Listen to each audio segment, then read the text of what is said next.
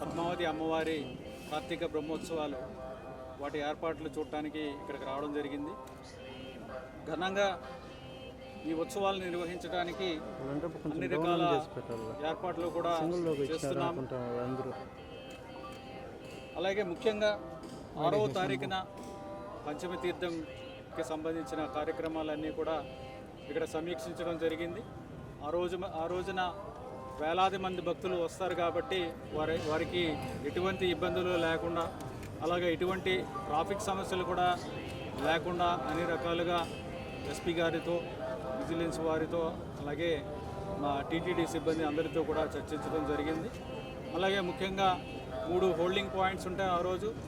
ఎందుకంటే ముందు రోజు రాత్రికే చాలామంది భక్తులు వచ్చి వేచి ఉంటారు కాబట్టి వారందరికీ కూడా ఆ హోల్డింగ్ పాయింట్స్లో రాత్రి భోజనాలు, అలాగే తాగునీరు, అన్ని రకాల ఏర్పాట్లు, ఉదయం పూట టాయిలెట్స్ కానీ, ఎప్పుడన్నా అవసరం ఉన్న టాయిలెట్స్ కానీ ఇవన్నీ కూడా ఏర్పాట్లు చేయడం జరిగింది.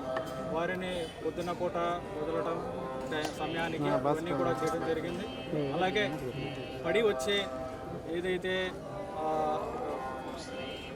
రూట్ ఉందో అది కూడా ఇప్పుడు చూడటం జరిగింది.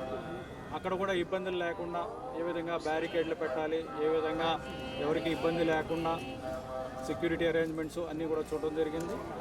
సుమారుగా ఆ రోజు పంచమి తీర్థం రోజు ఎక్కువ మంది భక్తులు వస్తారు కాబట్టి సుమారుగా 1500 మందిని సెక్యూరిటీ సిబ్బందిని అదనంగా ఉపయోగించడం జరుగుతుంది. మిగిలిన రోజుల్లో సుమారుగా 150-200 మంది సెక్యూరిటీ సిబ్బందిని కూడా ఉపయోగించడం జరుగుతుంది.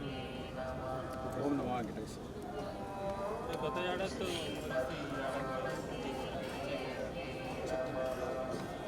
ఉంది వాళ్ళకి